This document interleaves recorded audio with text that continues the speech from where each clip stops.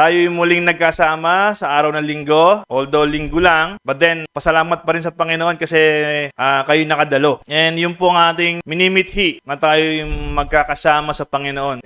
Although busy tayo sa ating mga sariling buhay, sabi nga ho ng Biblia, magkaroon tayo ng pagtitipon, magkaroon tayo ng salo-salo, fellowshipping, para sa ikakaluwalhati ng ating Diyos. So yung presensya niyo po sa lugar na ito ay napaka-importante at well appreciated. Kami po bilang mga lingkod ng Diyos, mga ngaral, tagapagturo, ay siyempre namomotivate pang magturo at lumakad ng tama sa harapan ng Diyos. Kami po ay nagkakaroon ng motivation na magturo pa ng maayos, lumakad ng maayos, mamuhay ng tama. Kasi may nakikita po kami na kagaya nyo, natuturuan at nagpapaturo. Kapag wala po kayo, kami rin po ay maglulupaypay. Kami rin po ay manghihina. Sabi ko nga ho sa aking buting ina, ng mga unang panahon na nagsisimula ako, meron bang nangyayari? May napapala ba? Pagtitipon? May natututo ba? May nababago ba ang buhay? Pero kung sabi ko, kung sa akin ako titingin, sa aking pakiramdam, sa aking kakayahan, sa aking kahinaan, sa aking kalakasan, hindi po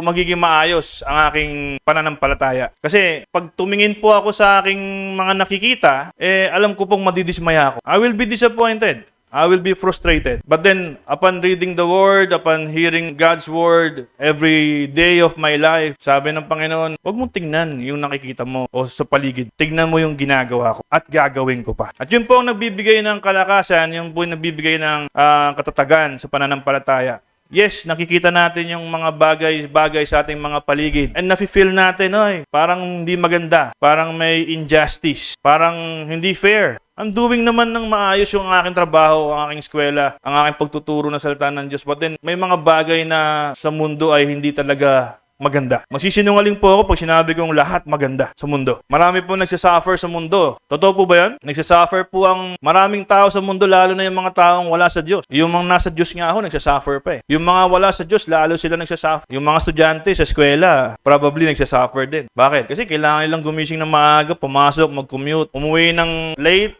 traffic pa, padating sa bahay, mag-aaral pa. Suffering po yun. Kahapon nga ako, nakapag-rides po ako.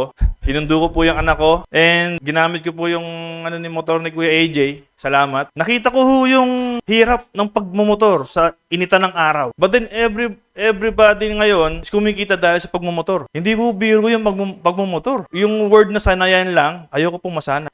Ayoko pong masanay sa arawan, sa initan, nagdadrive ng motor. Kasi nakita ko yung hirap. Kaya yung mga kapatiran natin nag-ride, sabi ko, grabe yung kanilang sakripisyo. Pag naranasan niyo yung ganong bagay, sabi ko, araw-araw nila itong ginagawa para kumita ng pera. Para may pantustos sa araw-araw. And it's form of suffering. Yes, make reward. Kasi pinagpaguran mo yan eh. But then, yun ba yung design ng Diyos sa from the start? To do things our way. To do things na maubos yung ating lakas, yung pagod. Mahirapan tayo sa araw. Hindi po yun ang disenyo ng Panginoon sa atin. Kung nagbabasa po tayo ng Biblia, ang disenyo po ng Diyos sa ating buhay ay tayo managana. Sabi nga is to have dominion all over the earth. Maghari, manguna, mamuno. Hindi yung magpakahirap. Yung pagpapakahirap po sa tao ay sumpa. From the beginning, God cursed Adam. Sabi, habang buhay kang magbubungkal ng lupa because nagkasala sila. Pero sabi, yung mga nagbabalik loob sa Diyos, yung magmamahal sa Diyos. Ano pong sabi? Sabi sa Romans 8:28, and we know that all things work together for good to them that love God. Sabi, all things work together for good to them that love God. Yung mga nagmamahal sa Diyos, yung nagbalik loob sa Diyos, hindi na nila mararanasan yung buhay na mahirap o yung sumpa nung umpisa. Yes, you will face hardship, pero hindi hardship na dulot ng mundo. Hindi pa hirap na gawa ng mundo. Amen? Kunyari, si Apostle Paul. Si Apostle Paul po, hindi naman siya nahirapan sa kanyang pagtatrabaho. Saan siya nahirap? Kilala niyo si Apostle Paul? Apostle Paul, hindi siya nahirapan sa pagtatrabaho kasi ang dami niyang katuwang sa ministeryo. Sabi niya, pati siya naging katuwang. Even kahit nagtuturo siya, nagtatrabaho siya bilang isang tent maker. Para sabi, hindi ako maging pabigat sa aking kapwa mananampalataya. Makatulong ako sa aking kapwa mananampalataya. So, hindi siya nahirapan sa mundo. Nahirapan siya kasi kailangan niyang makiisa sa gawain ng Panginoon, sa pinapagawa ng Diyos. Kumbaga, nag-e-effort siya all for the glory of God. Nahirapan siya all for the glory of God. Kasi sa huli, Sabi ni Apostle Paul, sabi ng Biblia, may reward. Lahat po ng pinaghihirapan, meron pong reward sa huli. Di po ba? Pero iba po yung paghihirap sa mundo at sa paghihirap sa paglilingkod sa Diyos. Yung paghihirap po sa mundo, pang sarili po yun. Bakit ka nagtatrabaho? Bakit ka kailangan kumayod? Kasi kailangan mong kumain, kailangan mong bumabuhay yung pamilya mo, kailangan mong maging masagana rin. Kaya ka pilit-pilit na magtatrabaho. Yun po yung sa mundo. Pang sarili po yun. Pero pagdating po sa Diyos, si Apostle po hindi nahirapan sa mundo kundi sa paglilingkod sa Diyos. Bakit? Kasi lahat po kailangan niyang maging burden. Each and every person or brethren in Christ, kailangan niyang matulungan. Hindi na po pang sarili, kundi sabi, ang turo ng Biblia para sa ikabubuti ng marami. And sinong pinaka-example po ni Apostle Paul? Jesus. Jesus live a life para sa buhay ng marami. Hindi sa pang sarili. Even sacrificing himself to the cross for the life of everybody. Para lahat maligtas. Ganon din po si Apostle Paul sa gawain ng Panginoon. He was beaten, he was persecuted, diba? He was flogged. Ibig sabihin, binubugbog po siya sa templo, pinapalayas, binetray siya ng kaibigan niya, nakulong siya, ano ba? Na-stranded siya sa ship, tapos natuklaw pa siya ng ahas. Marami po siya na-experience. Hindi sa kanyang sariling buhay na pangsarili, kundi para sa lahat ng mananampalataya. Sa lahat, even sabi, Jew and Gentile. Foreigners, even yung mga kasamahan niya before. Sabi niya, gusto ko silang maabot. Gusto ko silang ma-sharean ng Word of God. Gusto ko silang mabago ang buhay. That's how Apostle Paul lived his life. Not for himself, but for the sake of others. Ang tayo po ngayon, sabi ko po, we're living ourselves individually. May kanya-kanya po tayong buhay. And we're not living for the sake of other people pa. Yun po ang katotohanan sa mundo. Nahihirapan tayo sa paggawa ng paraan para sa ating sarili. Hindi po para sa ibang tao. Naintindihan niyo po yung sinasabi. Tayo po yung nagpipilit na mabuhay on our own. Kaya nga sabi po ng Biblia, those who seek life will lose it. Pero yung sino magbigay ng buhay para sa iba, magkakaroon ng buhay na walang hanggan. And this is a reminder for everybody. This is the Word of God Himself. Sabi ko, I was praying na, Lord, Ikaw yung marinig, Ikaw yung aral mo yung matutunan sa pagtayo ko sa ngayong araw.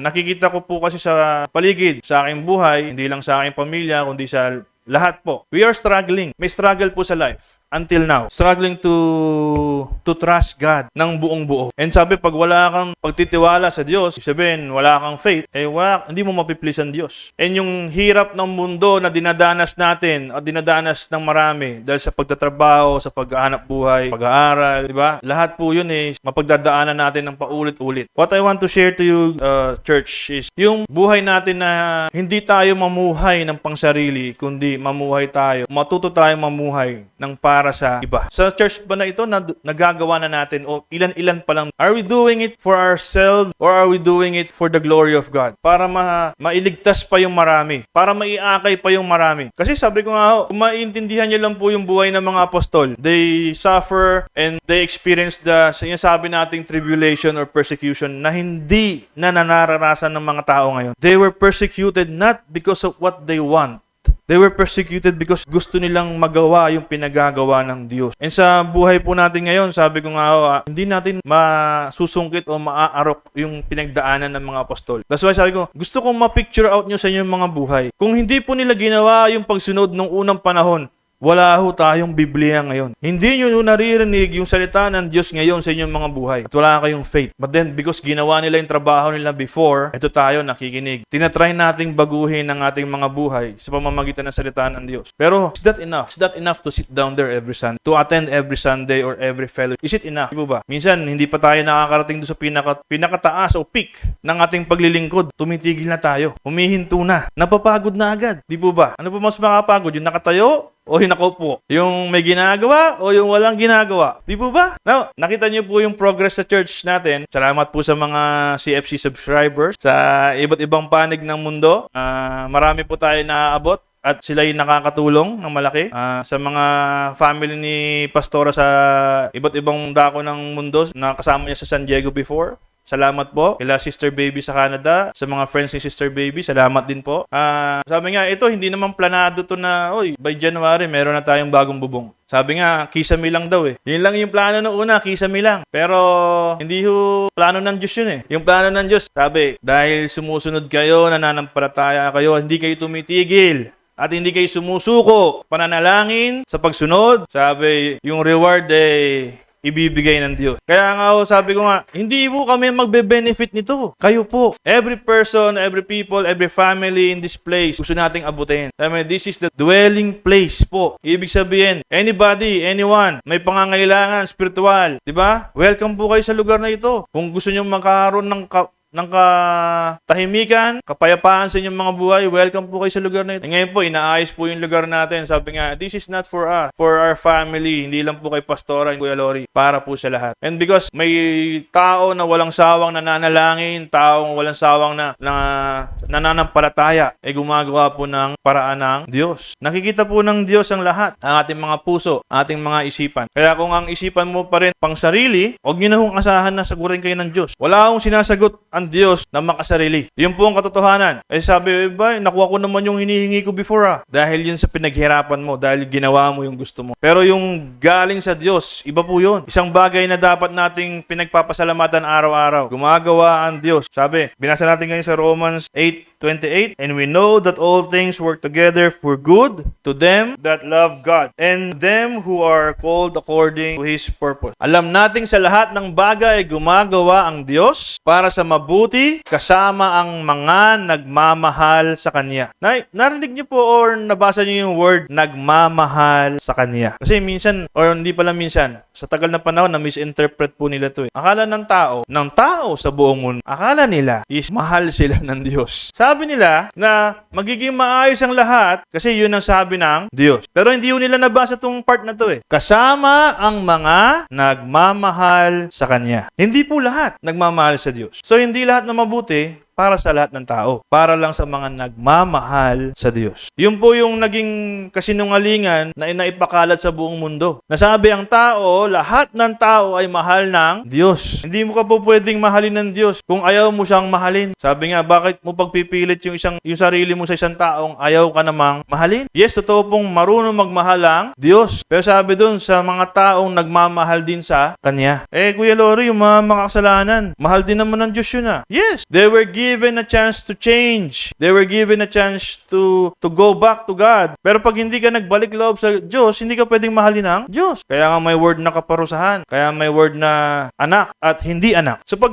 minahal mo ang Diyos, hindi po pwedeng hindi ka niya mahalin. Mamahalin at mamahalin ka ng Diyos. Akala ko ba, Kuya Lori, sabi, yung pag-ibig ng Diyos walang kondisyon, walang pinipili. Totoo naman po yun Pag mahal mo ang Diyos, walang kondisyon yun. Mahal ka ng Diyos kahit anong mangyari. Pero pag hindi mo nga mahal ang Diyos, dahil hindi mo siya kinilala ang Diyos, hindi sa'yo applicable yung yung ruling na yun. Bakit? Wala kayong relationship. Wala kayong pag-ibig sa isa't isa. Sabi nga, ang unang nagmahal ay ang Diyos. Hindi po tayo Ang Diyos ang unang nagmahal sa atin. Just imagine, hindi ka pa Kristiyano, hindi ka pa pinapanganak, mahal ka na ng Diyos. Pero nung pinanganak ka na at lumaki ka na, nagkaisip ka na, sabi, mahal ka ng Diyos, pero ikaw, ayaw mo siyang mahalin. So, anong magiging result? Wala sa iyo yung pangako ng Diyos. So, di ba? Lahat ng bagay gumagawa ng Diyos para sa mabuti, kasama ang mga nagmamahal sa Kanya. Silang mga tinatawag ayon sa Kanyang layunin. So, yung kabutihan ng Diyos, yung mabuting bagay, naggaling sa Diyos, ay para sa mga nagmamahal lamang sa Kanya. Ngayon, may mga bagay tayo nare-receive sa mundo na galing sa mundo. Which is, sabi, mabuti naman. Kumbaga, kumita ka ngayong araw. Mabuti naman yun, kumita ka. Totoo ba yan? Pag kumita ka ngayong araw, dahil pinagtrabahuan mo, mabuti naman yun, may kita ka. Pero iba pa rin po yung sa kalooban ng Diyos. Sabi yung na-receive mong kabutihan ngayon, ginawa mo yun on your own. Temporary lang yun, nauubos yun. Napansin niyo po ba? Yung pinagtatrabahuan natin, pinaghihirapan ng mga tao sa mundo na uubos, iba po yung sa Diyos. Yung sa Diyos po, yung kabutihan niya, unlimited. Walang sukatan. Walang tigil. Sabi nga ng Bible, siksik, liglig, umaapaw. Pero yung ginawa mo na-receive mong kabutihan ngayon na dahil nagtrabaho, mabuti naman, kumita ka. Hanggang kailan lang yon? Saglit lang ho yun. Di po ba? Sabi nga, dati walang trabaho. Nagpapasalamat Nabubuhay ka, wala kang problema. Tapos humingi ka ng trabaho sa Panginoon. Panginoon, bigyan niyo po ako ng trabaho. Pagkakataon na kumita ng pera. Mas lalo kang nahirapan. Alam niyo ba yon? Nung una, pasalamat ka na nabubuhay ka kahit wala kang trabaho. Nung humingi ka na, apay nagrereklamo na. Bakit? Pagod naman, ang hirap naman, di ba? Ganon yung nangyayari sa tao. Hindi po yun yung sinasabing kabutihan ng Diyos. Yung goodness ng Diyos, hindi po nauubos yan. Meron ka na trabaho o wala kang trabaho, nararanasan yan at mararanasan sa mga taong nagmamahal sa Kanya. Kaya nga ini-urge namin kayo mga kapatid sa pananampalataya, huwag tayong tumigil sa paggawa ng mabuti, sa pagtitiwala sa Diyos ng buong puso, buong isip, buong lakas. Kasi yun po ang ating obligasyon sa Diyos. Sabi nga namin ng Friday, para kanino ka ba bumabangon? Di ba? Parang commercial lang ng kape, di ba? Para kanino ka ba bumabangon? Para sa iyong sarili? Para sa iyong mga anak? Sa iyong asawa? Sa iyong pamilya? O para sa Diyos? Sige nga, paki-assess nga yung ating mga isipan. Bumabangon ka ba para sa Diyos? O para sa iyong pamilya lang? Pag bumabangon ka para sa iyong pamilya, bigyan ko kayo ng difference, ha?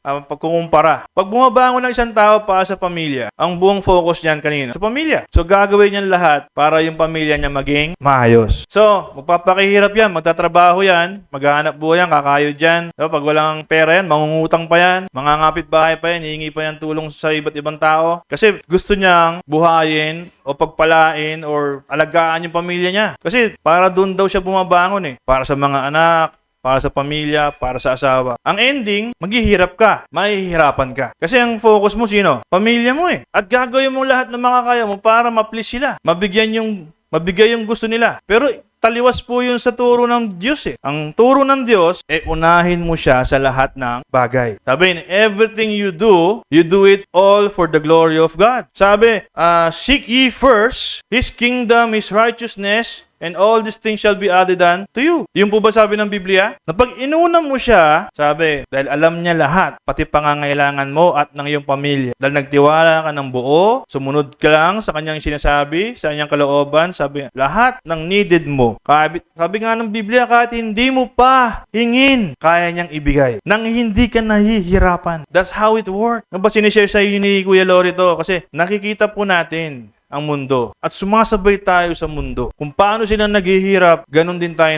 kung paano sila umaasenso, yun din yung paraan ng iyong pag-asenso. Isipin nyo, sabi nga sa social media, lahat kumikita na. Totoo po ba yun? Pag ikaw nag-vlog, marami kang subscribers, marami kang followers, kikita ka. Kaya lahat ng makikita mo ngayon, may hawak na cellphone, sumasayaw na sa TikTok, habang nakamotor, nagbibideo, nagbablog. Mahirap po yun Yung balansihin mo nga lang yung motor, lalo sa traffic, mahirap na Magbablog ka pa habang nakamotor. Yung doble na yung aksidente nun pag nagkataon. Yung malingat ka lang ng konti, yung pumreno lang yung nasa harapan mo. Yan po yung disenyo ng mundo. Kailangan mo ng paghirapan yung isang bagay para makuha mo. Take note paghirapan mo. Ikaw mismo. Kaya nga kung naintindihan nyo lang yung salita ng Diyos, let go mo yung gusto mo. Let go of yourself, who you are. Sabi, and be transformed in the renewing of your mind. Have mindset like Christ, na kung paano ginawa ni Jesus, sumunod siya sa Ama, ganun din dapat natin gagawin. Ang sabi ng Diyos, hindi po pwedeng hindi ka pakinggan ng Diyos. Kasi kung nagawa ni Jesus, sino sinunod ni Jesus? Ang kalooban ng Ama. Tama po ba? There's a certain time na Jesus worked as a carpenter. Sa buong buhay niya, dahil karpentero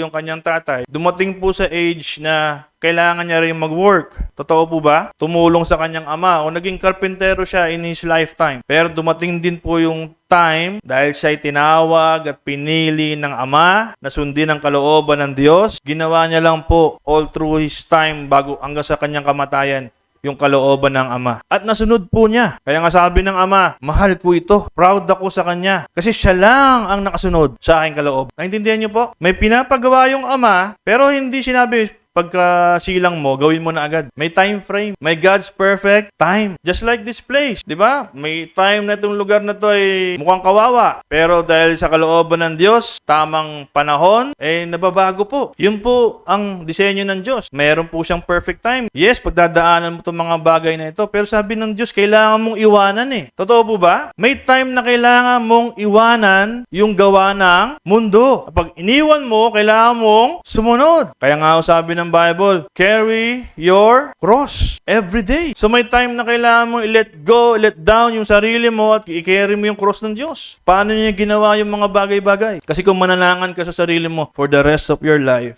magtatrabaho ka, di ba? Magpapagod ka, tapos hindi mo papansinin yung plano, o yung layunin ng Diyos, yung purpose ng Diyos sa iyong buhay, hanggang mamamatay ka, mahihirapan ka. Pero pag dumating sa point na ma-realize mo, naranasan ko na, nagawa ko na yung part ko bilang tao, gawin ko naman yung part ko bilang purihan sa Diyos. For example, sa mga anak, may mga estudyante dito, pinag-aaral kayo ng magulang niyo para sa daw? Para sa iyong kinabukasan. Sabi naman ng Bible, honor your father and your mother. So habang kayo pinag-aaral, tama ba? Mag-aral kayo. Is honoring to God. Goods po yun. Pinag-aaral ka ng parents mo, mag-aral ka na mabuti. So nagawa mo na yung pinapagawa ng parents mo, nabibless mo pa si God, pero kailangan bang pag nasunod mo yung parents mo, dire-diretso na yon? Kumbaga, parents mo lang ba dapat ang sundin? Yes, na-bless mo na yung parents mo. Mag-aral ka, gumraduate ka, what's next? Magtatrabaho para kanino? Sa parents ulit o pang sarili? Pareho? Paano na yun sa Diyos? Nawawala na yun sa Diyos eh. Alam niyo po ba yun? Marami na akong ganyang panalangin. Panginoon, tulungan mo po yung mga anak ko, makatapos sila sa pag-aaral. Diba? Tapos, mananampalataya po ako, susunod po ako sa iyo. Nag-aral yung anak, pinag-aaral. Gumraduate na, nawala na. Yung anak, asa na? Malis na. Nag-asawa na, nagpamilya na. Yung prayer mo, ano na nangyari? Naging fruitful po ba? Nagbunga po ba? Hindi kayo inuobliga na tumulong sa simbahan. Baka ma-misinterpret po natin. Hindi kayo tinuturuan para o inuobliga para tumulong sa simbahan. Pero ina-urge po namin kayo na sumunod sa kalooban ng Diyos. Magkaiba po yun. Yari, pinanalangin mo, sana po makagraduate ako, Panginoon, bigyan niyo po ako pang tuition, nakagraduate ka, nakapagtrabaho ka. What's next? May hiling ka ulit. Lord, tulungan mo ako makakita ng partner in life. Kasi may trabaho na, graduate na eh. Yun na yung next step, partner in life. Tapos pag nagkaroon ka na ng partner in life, Lord, tulungan mo po kami makapagpakasal. O kaya, makapagpundar ng bahay, lupa, o sasakyan. Yun lang ang problema sa tao, di ba? Yung we praying for kung ano lang yung needs natin, di ba? Yung wants pala. Hindi lang ng needs yun eh, wants. Kasi paano naman yung sa Diyos? Sabi natin kanina, mahal mo yung Diyos. Kaya sabi kung gusto mo maranasan yung kaginhawaan, yung goodness ni God, mahalin mo ang Diyos. Paano mamamahalin ng Diyos? Sundin mo yung kanyang kautusan. Yung kalooban ng Diyos, unahin mo. Huwag tayong sumabay sa agos ng mundo na paano sila nahihirapan, go lang din tayo sa ganong buhay. Hindi po. Sabi nga, alam nyo na yung katotohanan and the truth will set you free. Pero pag you keep on staying there sa ganong buhay, pero alam nyo na yung katotohanan, kasalanan sa Diyos yun eh. Alam mo na yung dapat gawin, pero di mo ginagawa. Kasalanan po sa Diyos yun. Kaya magugulat ka na lang. Bakit? Hindi ka kilala ng Diyos pagdating ng araw. Kasi ginagawa mo pa rin yung kilos ng mundo, yung galaw ng mundo. And marami pong ganyan sa atin. Kahit po, Kristiyano na, kahit nakaupo na dyan every Sunday, kahit matagal na sa simbahan for how many years, hindi pa rin nabago yung kaisipan. Kasi meron po silang divided na puso. Puso sa mundo, puso sa Diyos. Which is hindi po pwede. Totoo po ba yan? Hindi po pwedeng hawak mo dito si yung kaaway, hawak mo dito si God. Pwede. Kailangan po, isa lang ang panig, yung sa Diyos. Di po ba? Can you open your Bible nga sa Galatians 6:9? Kasi ayoko po kayong madaya at ayoko kayong dumating sa point na mawala ng saysay yung ating pinagagawa. Kasi marami po tayo na experience sa church na eksena. May mga eksena sa simbahan na sa simbahan mo lang makikita. But then, hindi tayo dapat doon nakatingin sa mga eksena na yon. Kasi sabi ng Bible, it will happen. Mapangyayari yung mga bagay na yan. Sabi po diyan sa Galatia 6:9, kaya't huwag tayong mapagod sa paggawa ng mabuti. Pero simulan natin muna sa 6:7. 6:7. Ito po yung reminder ni Apostle Paul. Huwag ninyong linlangin ang inyong sarili. Hindi maaaring tuyain ng Diyos kung ano ang itinanim ng tao, iyon din ang kanyang aanihin. This is a reminder, a warning. Kung ano ang tinanim ng tao, yun din ang kanyang aanihin. Huwag ninyong linlangin, huwag ninyong lukohin ang iyong mga sarili. Well, sa panahon natin, let's put it this generation, this moment, day, na we're doing a lot of things sa mundo. Paano mabuhay, diba? Paano maging masagana ang buhay. And then we keep on telling na, we are Christians, we're believers of Jesus. But you're doing the different way. Hindi way ni Jesus, kundi way ng mundo. Niloloko lang po natin ang ating sarili. Kumbaga, it doesn't work that way po na gumagalaw ka sa mundo bilang makamundo at tinatawag mo ang sarili mo Kristiyano bilang tagasunod. Wala pong ganun. Sabi nga, kung dadaan ka sa daan ni Jesus, sa daan ka lang ni Jesus. Huwag ka nang lumiko. Ang nangyayari ko kasi ganito eh. Pag tayo sinabing Kristiyano, sabi, you need to follow Jesus. The way, the truth, and the life. Ang problema, nagigit tayo kilala niyo si Lot, asawa ni Lot. Yung sabi niligtas na nga sa kapahamakan, huwag ka nang lumingon. Pero tayo bilang mga mananampalataya, patuloy pa rin lumilingon. Patuloy pa rin binabalik-balikan yung mga dapat. Sabi nga, iwanan mo na yan. Sumunod ka na sa akin. Paulit-ulit tayong binubulungan ng Diyos eh. Isuko mo na yan. Pero hindi mo masuko-suko. Hanggat hindi mo po masusuko yun, sabi, kung mayaman daw, hindi makakapasok sa butas ng karayom. Totoo po ba yun? Ba't yung mayaman hindi makapasok? Kasi yung mayaman, ang daming dala eh. Ha? Ang daming dala. Hindi maiwan yung bahay, yung kotse. Hindi maiwan yung mga bagay. Kaya nung papasok na siya sa butas ng karayom, hindi na tsaka siya. Ganun po yun. Ang dami nating mga bagay na hindi maiwan-iwan, hindi mabitaw-bitawan. Sabi nga, excess luggage ka na. Totoo po ba yun? Pag sa aeroplano, pag sumakay ka, hindi ka pwedeng makasakay pag excess baggage ka. Ganun din po sa langit. Hindi ka makakapasok pag ang dami mong bitbit. Pag-pray niyo po pala si Ate Michi. Flight daw niya ngayon papunta ng ibang bansa. Kasama rin po natin yan sila sa panalangin. Parte pa rin po sila ng gawain ng Diyos. Dito po sila lumaki, dito po sila na nakakilala sa Diyos. Ano man ang kanilang maging galawan, buhay, it's up to them. But then we recognize them as family in Christ Jesus. So, sabi nga, kayo, may kanya-kanya kayong buhay eh. But it's your decision how you will live your life. Pang sarili po ba? Para sa ikabubuti na ng marami. We treat you as a family. Our family treat you as a family. Nasa sa inyo na yan kung paano kayo magre-respond. Kaya sabi ng Diyos, mahal kayo ng Diyos.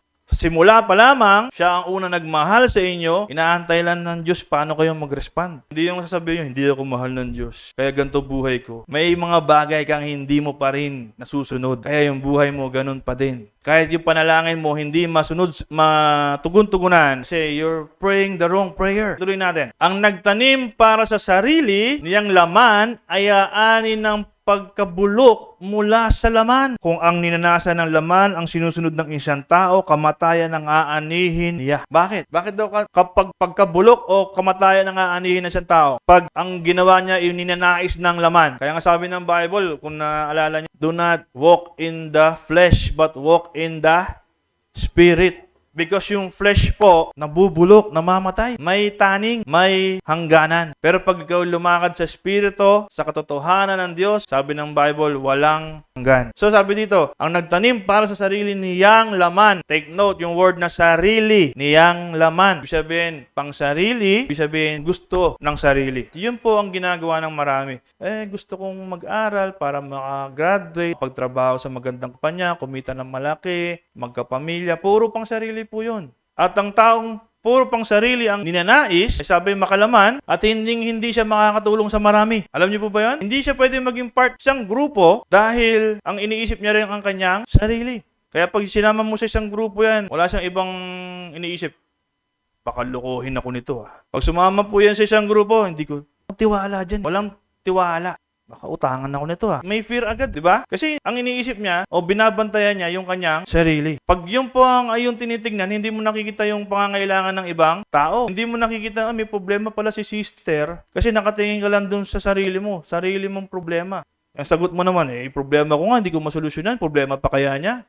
Kaya tinuturo ng Bible Problema mo, bigay mo sa Diyos. So pag binigay mo yung problema mo sa Diyos, libre ka na. Para maging solusyon sa iba. Ganun po ba yun? Yun po yung turo ng Bible. Pero pag ganito tayo mag-isip, makasarili, makalaman, nabubulok po, nawawalang saysay. Sabi, ngunit ang nagtatanim para sa Espiritu ay aanin ng buhay na walang hanggan. Because Spirit is eternal. So kung yung buhay mo ay lumalaki ka na sa Espiritu at katotohanan ng Diyos, paano po ba lumakad sa Espiritu at katotohanan ng salita ng Diyos? Ayan po, fruit of the Holy Spirit. Meron ba diyang Yung patience. Di po ba? Minsan sawan-sawa na tayo sa tao Lagi natin kasama kasi nagbabago yung ugali. Sino may mga asawang sawang-sawa na sa asawa? Yung walang ibang ginawa yung asawa niyang mabuti. Kaya sabi, sawang-sawa na ako sa asawa ko. Yung lagi mo na naririnig yung talak ng asawa mo o yung pangatwirang mali. Doon mo susubok yung bunga ng Espiritu ng Diyos. Fruit of the Holy Spirit, patience. Kabaitan pa din kindness. Nagbubunga rin po siya ng peace. Pag nasa bahay po tayo, walang peace of mind. Meron po tayo ditong kapatiran ayoko po kayo ma-offend May kapatiran po tayo dito Pag nagiinom yung asawa, binabantayan yung asawa. Bakit daw? Sipin mo, nagiinom na yung asawa, nagpapasaway na, binabantayan mo pa. Iwanan mo. Pumunta ka sa isang payapan lugar, manalangin ka. Or, pumunta ka sa kapatiran, sumama ka sa gawa. Sabi, let go and let God. Sabihin nyo nga sa katabi mo, let go and let God. Huwag kang maging asawa ni Lot na lingon ng lingon. Nililingon mo yung asawa mo, pasaway. Pag ginawang asupre ng Diyos yan, di wala ka ng problema. Di ba? Mahal ko Iba po yung mahal. Iba po yung mahal na galing sa Diyos. Baka hindi mo ma-let go yung asawa mo kasi sabi mo, hindi na nga lang yung kita nun, mawawala pa. May ganun minsan eh. Kasi yung asawa naghahanap buhay eh. Kaya kahit pasawa yung asawa, okay lang. May inaabot naman eh. Kahit kulang, okay lang. Sipin nyo, nagsesettle kayo for less. Meron kayong big God, pero nagsesettle kayo for less. Di ba? Nagtsatsaga kayo sa maliit, pero alam niyo meron kayong malaking Diyos. Lingon kayo ng lingon sa asawa nyo na kapag inaway ko kasi to, baka wala akong mapapala na, wala na akong makuha. Meron kang Diyos. Ay sabi nga, practice your faith. Tiwala sa Diyos. Pero sabi nga, practice nyo yung faith nyo. Alam ko, mahal nyo yung mga kabiyak nyo sa buhay. Mahal nyo yung mga kabiyak nyo sa buhay. Binigay sa inyo yan ng Diyos. Pero minsan, hindi rin binigay ng Diyos. Naintindihan nyo yun? Pinilit mo eh. May ganun minsan eh. Meron nga tayong kapatiran, sabi ko, ayaw daw iwan yung asawa. Nalaman ko, hindi pala kasal. So, hindi pala asawa. So, yun yung minsan, let go nyo yung mga hindi tama. Hindi ko kayo tinuturuan na salbayihin nyo yung asawa nyo. Hindi nyo sasalbayihin. Sabi ko nga sa inyo, yung imposible, ibigay nyo sa Diyos. Yung posible ang gawin nyo. Posible bang mabago niyo yung asawa niyo on your own? Hindi eh. Ibigay niyo sa Diyos. Ipagpasa Diyos. Hindi kunin na. Magkaiba yun. Kaya't huwag tayong mapagod sa paggawa ng mabuti. Sapagkat pagdating ng takdang panahon, tayo ay aani kung hindi tayo susuko. Sabi nga, may word na sinasabing, pag hindi ka sa Diyos, you'll go to hell. Pero pag sa Diyos ka, you'll go through hell. Maintindihan niyo? Pag wala ka sa Diyos, pupunta ka sa impyerno. Pero pag sa Diyos ka, yes, you will go through hell. Dadaan ka. Pagdadaanan mo. Pero hindi ka mag-i-stay doon. Makakalagpas ka. Mapagtatagumpayan mo. Kung hindi ka, susuko. So sabi sa mundo, sabi ko kanina umpisa, maraming tao naghihirap, nagsasuffer. Hindi nyo alam sa iba't ibang bansa. Sabi nga may gera, sira-sira na yung bahay, patay na yung kamag-anak, pamilya, wala na makain. Kayo nakaupo dyan. Mamaya may pagkain pa. The next day, meron na maayos. Walang gera dito. Sa ibang bansa, may ganung mga sitwasyon. May mga bata na inabandona ng magulang. They're suffering. Bakit? Abuse. Yung iba, binebenta, ginagawang kalakal. They're suffering. Tingin nyo sa kanila, hindi hell yun? Hell po yun sa kanila. Kaya may mga tao na ayaw tumingin sa Diyos o magtiwala sa Diyos kasi yung buong buhay nila puro paghihirap. Ito yung good news eh. Because meron taong kagaya ni Apostle Paul na nagsakripisyo ng buhay para sa marami. Pangaral yung salita ng Diyos, sumunod sa kalooban ni Jesucristo. Nakarating yung mensahe sa atin ngayon. Kaya bilang mananampalataya, bilang mga Kristiyano, yes, maranasan mo yung pagsubok sa buhay, kahirapan sa buhay. Pero dadaan ka lang doon. Hindi ka mag-i-stay. Patuloy ka lang sa paggawa ng mabuti sa kalooban ng Diyos. Kasi ang paggawa ng mabuti ay kalooban ng Diyos. Now, yung mga tao naghihirap sa mundo, yes, unfortunately, hindi nila gusto yon. Walang may gusto nun. Pero sabi nga natin, nangyayari yung mga bagay na yon. Kaya nga merong kagaya nyo na dapat marunong na rin umabot sa mga taong kagaya nila. Marami po sa arenda. Abuse, poverty, lugmok sa kahirapan, sa sakit, karamdaman. Kilala niyo si Marie Chris? That person is abused. Sinamantala yung kanyang kahinaan, kakulangan. Bis na tayo bilang mananampalataya, abutin natin yung kanyang buhay at baguhin. Pamamagitan ng kapangyarihan ng buhay ni Jesucristo sa ating mga buhay. Nagawa rin po ba natin? Hindi rin po. At maraming ganong tao sa mundo. Sabi nga ng Bible the harvest is plentiful, but the workers are few. We should be all workers na sa gawain ng Panginoon. Hindi lang tagapakinig. May nagagawa na tayo. Kaya sabi ko kanina sa inyo, nagawa mo na yung part mo, you honor your father and your mother, graduate ka na, nakapagtrabaho ka na. What's next? Nagawa mo na yung pinagagawa ng mundo na certificate, entitlement, degree, which is gawayan ng mundo. Pero ano yung sa Diyos? Ano na yung nagawa mo para sa Diyos? Kung napakain mo na yung laman mo, na-satisfy mo na sa gusto mong makuha, but you still wanting more, gusto ko pa yung talagang Naintindihan niyo yung nasabi ng tao, kailangan mo nang yumaman para marami ako matulungan. Napakamali pong yun pag-iisip. Kailangan ko munang magkaroon ako para makatulong ako. Parang sinasabi mo sa Diyos, parang, wala kang ginagawa sa buhay ko Wala akong Diyos, kaya wala akong maibigay na tulong. No, pag Kristiyano ka na, alam mo, meron laging galing sa Diyos. Na hindi mo na kailangan na bigyan ka muna bago ka makatulong. Sabi ko nga sa inyo, ito pong church, ibang tao po ang nakatulong. Merong kapatiran, pero mostly ibang tao. Kaya napapagawa natin. Hindi naman namin kayo inuobligang magpagawa ng church. Sabi ko nga sa inyo, yung binibigay dito, Sa inyo rin pupunta, sa laman tiyan din, electric fan, ilaw. Pero anong hinihingi namin sa inyo bilang mga mananampalataya, bilang mga kapatiran sa Panginoon, yung pakikiisa po sa gawain ng Diyos. Not financial, not material. Lumakad lang kayo ng tama sa harapan ng Diyos. Represent this church. Represent this church. Ipakita mo sa buhay mo na binago ka na. When you represent this church, sabi nga, do it for the glory of God. Hindi tayo nag-aas ng anything. Makita lang sa yung buhay. Sabi nga, bilang tagapagturo, bilang mga ngaral, makita kayo na natututo, nagmamahalan, may pakialam sa isa't isa, may unity in the body of Christ. Yun po yung importante. Yun na yung certificate namin.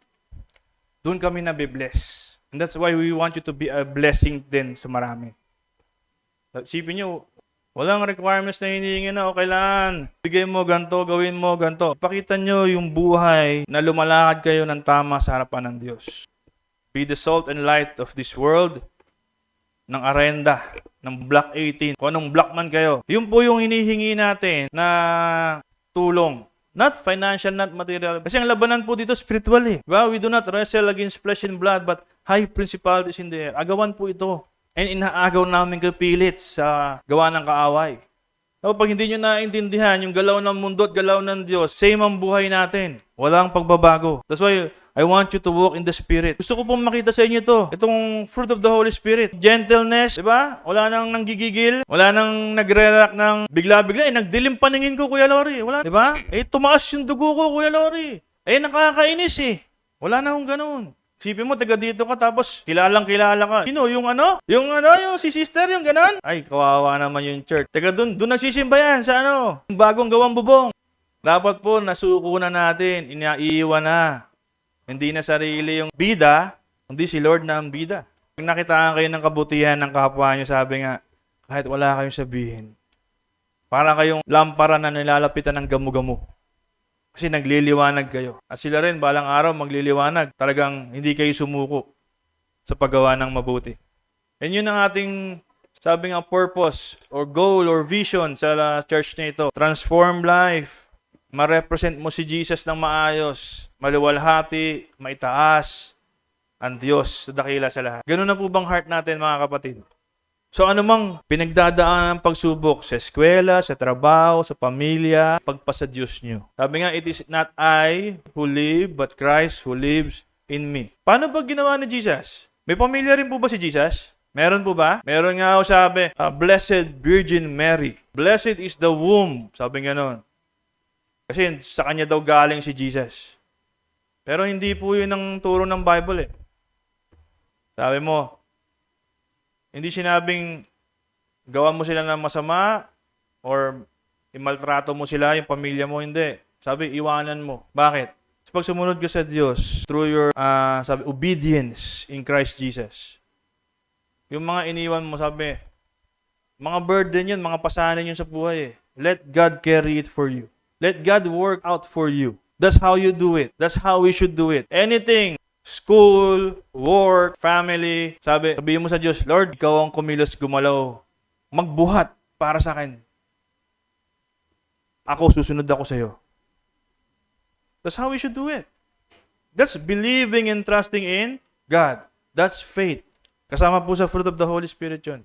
Na pag si Lord ang kumilos, gumalaw sa buhay mo, wala na sa iyong kabigatan, makakagawa ka na ng malaya, ng mabuti, ng maayos. Thus, yun yung inaantay ng Diyos sa ating mga mananampalataya. To act accordingly. Sabi nga, faith without work is dead. Meron tayo ditong kapatiran na nabibless ako sa buhay ni Sister Resan. Nung time na na-hospital yung mother niya, isipin nyo, hospital yun. Na-hospital ha? Supposed to be, nasa hospital siya, pero sabi nga ng ibang kasama niya, andito siya sa church, nagpa-practice. Andito, hindi siya na babahala. Bakit? Kasi pinagpasa Diyos niya. That's how her faith works. Kaya amoy nanay ko sa ospital, lalabas din yun. Alam niya na hindi pababayaan ng Diyos yung kanyang magulang. Bakit? Sumusunod siya eh. Kung orasan ng parent niya, wala naman din siya magagawa. Pero siya, may ginawa siya. Ay ginawa niya? Sumunod siya. Hindi siya nag-alala. Di siya nag-worry. Sa atin ba, sa buhay natin bilang Kristiyano, meron ba kayong naisip na kailangan nyo nang i-let go? Kasi sabi ko nga sa inyo, 2025 na eh. Kailangan natin mag-move on. Magtanggal na tayo ng mga excess baggage para tayo makakilos ng mabilis sa gawain ng Panginoon. Meron po ba? Sa ating mga youth, malapit nang gumraduate. Sino dyan malapit nang gumraduate? Eto, hindi ko naman nakita mga problema to eh. Gagraduate na to. Hindi ko nga alam kailan ka gagraduate. Oh, di niya rin alam. Hindi kami naman problema. Hindi naman na-absent yan dito. Yung ate niya, talagang committed sa pag-aaral yun. Kaya marami siyang problema. Totoo po yun. Alam ko po yung mga anak ko eh. Ito, hindi ko makitaan na stress. Diba? Gagraduate na lang. Ilang years yun? 4 years. Sibi mo. Ganon kabuti ang Diyos sa buhay ni Kuya Luis. Wala rin niya ibang ginawa kundi makinig sa tatay niya. Sumunod sa tatay niya. Gigisingin ng umaga yan, bubukas ng YouTube, makikinig ng preaching. Online schooling. Walang schedule sa school. Ngayon lang ako nakita ng gano'ng estudyante. Noong panahon namin, talagang atama rin ka sa pag-aaral eh. Sila tamad na talaga ngayon. Same with Ate Princess. Favor po ni Lord. UP. Online. Saka nakita na ng UP. Naka-online. Favor po ni Lord. Alam niyo po ba sa UP, hirap makapasok before. Kailangan mo po mag-upcut. Pag hindi ka pumasok, pag ano sa kota, wala ka. Favor po ni Lord. UP online. Diba? Nagkukursay na lang siya ngayon. Pinaproblema ng nanay. Ang dami daw binibiling yarn. Yun na lang problema ha. Liit-liit na lang ng problema. Hindi na napapagod sa school. Andun na rin po kasi yung pagsunod at pagtitiwala sa Diyos. Sabi nga, hindi kayo design para pahirapan. Design kayo para pagpalain, pasaganahin. Kaya kung ganun din po ang ating nais, sabi niya, let go of those excess baggage, extra luggages. Iwanan natin, wag nang lumingon. Move forward. Can you say to your seatmate, move forward? Si Ate Karen, malapit na rin to mag-move forward. Kailan ang graduation ni Ate Karen? July? Ngayong year, di ba? Oo, di ba? So after niya mag-graduate, mamimili ka na lang. Yung dodoble pagod mo o i-dedicate mo yung life mo kay Lord. Decision mo yon. But then, hindi kayo pina-force. Kasi sabi nga, si Kuya Anoy, strong to eh. Kahit maraming dinadaanan to na problema, sumusulpot-sulpot sa simbahan to. May tulog ka ba ngayon? Wala ka pang tulog. Paumaga ka ba? Walang pasok? Oh. Alam niyo ba, galing pa ng puyatan yan, pupunta pa yan dito para lang magsimba. Ganun si Kuya Anoy. Although hindi na natin sila nakikita dito ngayon sa harapan, dahil panalangin nila, Lord, bigyan mo akong trabaho yan, binigyan kang trabaho. Problema ngayon, may trabaho na eh. Mali ka nang hiningi. Sabi nga, pag tayo sa Panginoon, dapat naka-align lahat ng bagay sa Diyos. Tas pinaka-the best, sabi, dahil mahal ka ng Diyos, matuto mo rin siyang mahalin, pabalik. Because He first loved us, i-acknowledge natin siya sa araw-araw ating buhay. So tanong, para kanino ka ba bumabangon? Dapat para sa Diyos. Kasi pag bumabangon ka para sa Diyos, Lord, gusto kong magawa yung kalooban mo sa buhay ko, sa pamilya ko. Siyempre, pabor yun. Humingi ka pabor sa Diyos eh. O sige, sabi ni Lord, sige, sumunod ka muna. Yung ba sinabi ng Lord? Sumunod ka muna. So pag sumunod ka, sabi nga, ano man ang yung laman ng puso, desire of your heart, sabi, hindi po pwedeng hindi ibigay. Ibibigay niya. Sabi kahit hindi mo pahingin, hindi mo sabihin, alam niya ang kailangan mo. That's why sabi nga, ipagpasa Diyos lahat,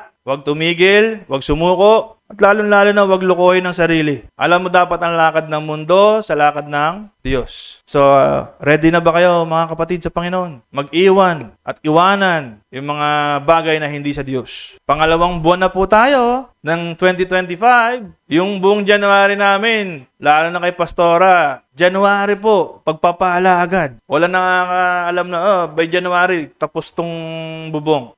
Next phase naman, February. Hawakan nyo na yung gusto nyo paggawa. Pag-pray nyo. May pinapadala ang Diyos na tulong. Kasi alam ang laman ng puso. Hindi sarili, kundi para sa ikabubuti ng lahat. Okay po ba yun? Sabihin nyo nga, para sa ikabubuti ng lahat. Sige, sabihin mo sa kapatid mo, sa katabi mo, para sa ikabubuti ng lahat. Let it be your goal for this February. Try natin month by month. Tapos na yung January, ngayon February, para sa ikabubuti ng lahat.